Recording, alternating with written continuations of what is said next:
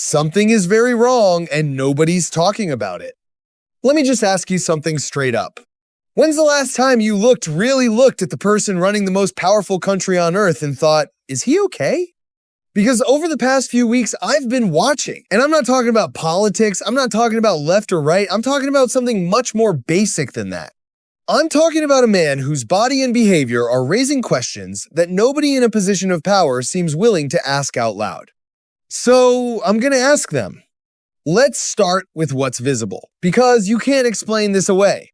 There's been a rash on the neck, visible on camera, in public, at an official event. The official explanation? A preventative skin treatment, a topical cream, common in older people with precancerous skin lesions. Fine, maybe. But here's what bothers me. Why does something described as routine and common require this level of secrecy? Why is the word preventative doing so much heavy lifting in that statement? And this isn't the first time the physical signs have piled up quietly. There were the hands. First, the right hand discolored, noticeably so, enough that people started speculating about IV marks. Then the left hand discolored too, with what looked like makeup applied over it, and before all of that, there was the face, the drooping. The kind of asymmetry that, when a doctor sees it, makes them ask certain questions. Then there's the walking. Multiple instances, multiple locations, caught on camera zigzagging, not a stumble, not a trip, a pattern. In one instance, he needed to be guided, escorted, shepherded around a room like someone who wasn't sure where the floor was going to be next. I'm not diagnosing anyone. I want to be clear about that. But I am asking, if any of us showed up to work looking like that, our colleagues would say something. Someone would pull us aside. Someone would ask if we were okay. Who's asking him? Now, let's talk about what he's saying, because this is where it gets strange in a different way. At a ceremony honoring veterans, a solemn official event, he started talking about the building, the drapes, the gold drapes, specifically that he picked out during a previous term. He talked about saving money on doors. He said, and I'm not editorializing here, that the entrance looked so nice, he thought he could save money by not putting doors on it. Thank you, everybody. We have a lot of great service members here with us, too, in this beautiful building. Isn't it beautiful? We're adding on to the building a little bit. We're improving the building. See that nice drape? When that comes down, right now you see a very, very deep hole. But in about a year and a half from now, you're going to see a very, very beautiful building. And there's your entrance to it right there. In fact, it looks so nice, I think I'll save money on the doors, because it can't get more beautiful than that. I picked those drapes in my first term. I always like gold, but I think we can save a lot of money. I just saved curtains. At a veterans ceremony. Then there's the medal moment. He's placing a medal on a veteran, a moving ceremonial act, and he struggles with the ribbon. The ribbon ends up essentially choking the man. And the audience applauds, enthusiastically.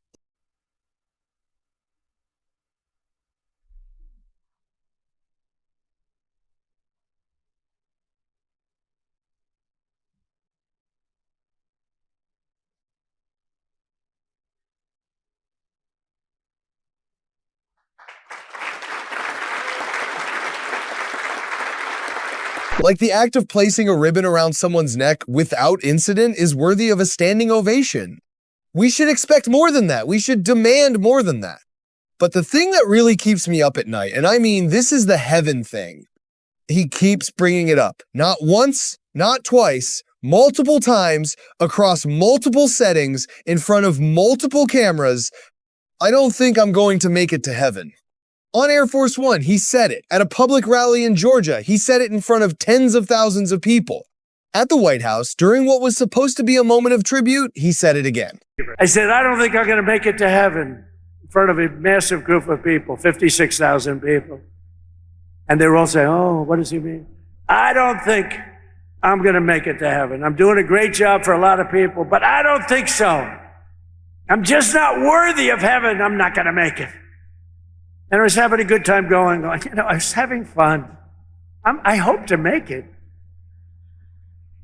But I doubt I will, to be honest with you. A lot of you will, I'm not saying sure. But I was having fun. Now, some people hear that and laugh it off. He's being self-deprecating. He's being funny. Maybe. But listen to how he says it. There's no punchline. There's no wink. There's a man. toward what he himself seems to acknowledge is the later chapter of his life, saying repeatedly that he believes he is not worthy of salvation. You talked a couple weeks ago, you were doing an interview, and you talked about how you hope to end the war in Ukraine because it might help you get into heaven. How does this help? Does this help? I mean, I'm being a little cute. I don't think there's anything going to get me in heaven. Okay, I really don't. I think I'm not maybe heaven bound. I may be in heaven right now as we fly in Air Force One. I'm not sure I'm going to be able to make heaven. What does it mean when the person holding the nuclear codes has decided out loud repeatedly that they're not going to make it? In his final moments, Charlie testified to the greatness of America and to the glory of our Savior, with whom he now rests in heaven. And he is going to make heaven. I said, I'm not sure I can make it, but he's going to make it. Even people who supported him, people who campaigned for him, are starting to ask that question publicly now. I've heard prominent conservatives say it on air. What is his mental state? And then we have the president who, by the way, Megan, this really needs to be said. Donald Trump has said repeatedly on camera and in interviews, he doesn't think he's going to heaven. Well, I want to ask a question, a serious question. What is in his mind? What is his mental state? If he doesn't think he's going to heaven and he is a man towards the end, he's in the fourth quarter, he's towards the end of his life. How does that pan out for the rest of us when we have a president of the United States who doesn't think and is convinced he's not going to heaven? What does that mean his decision making is? He already said to the New York Post today that he doesn't care about the polling. He doesn't care about what the American people think, and he may put troops on the ground. He took this is going to be a few-day war, to now it's going to be maybe 4 weeks or more. I want to say, what is happening to the man that I supported, you supported, the man that denounced what happened in Iraq, the man that said no more foreign wars, no more regime change, promised it on the campaign. J.D. Vance promised it. Tulsi Gabbard promised it. All of them promised it. And we're a year in, and we're in another fucking war, and we've got American troops being killed.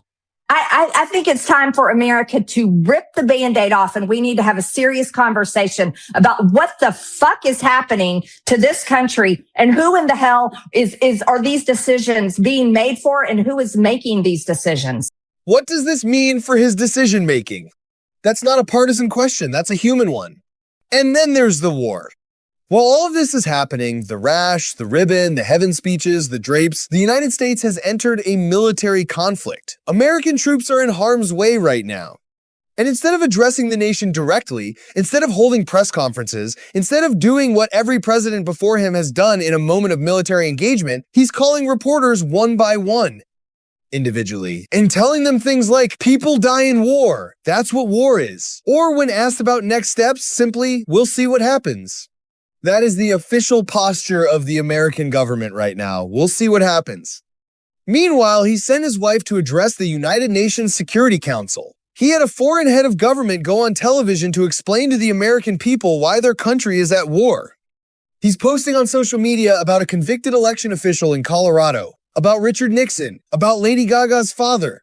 When asked point blank about putting boots on the ground, his actual answer was, I don't have the yips. That's it. That's the statement. No strategy, no framework, no doctrine, just, I don't have the yips. Here's what I keep coming back to. There are people, real people with families, with futures, who are right now in a war zone based on decisions made by this man. And every piece of observable evidence suggests that something is not right. His body, his words, his behavior, his fixations, his absences. The people around him are not asking questions. The official doctors are releasing statements about preventative creams and hoping nobody looks too closely. The people who should be holding him accountable are applauding him for putting a ribbon on someone's neck. And we're all just watching. I don't know what's wrong. I genuinely don't. Maybe it's nothing. Maybe everything is fine and the optics are just bad. But the pattern, the physical deterioration, the cognitive tangents, the obsession with mortality, the delegation of power, the secrecy around basic medical information, the pattern doesn't feel like nothing.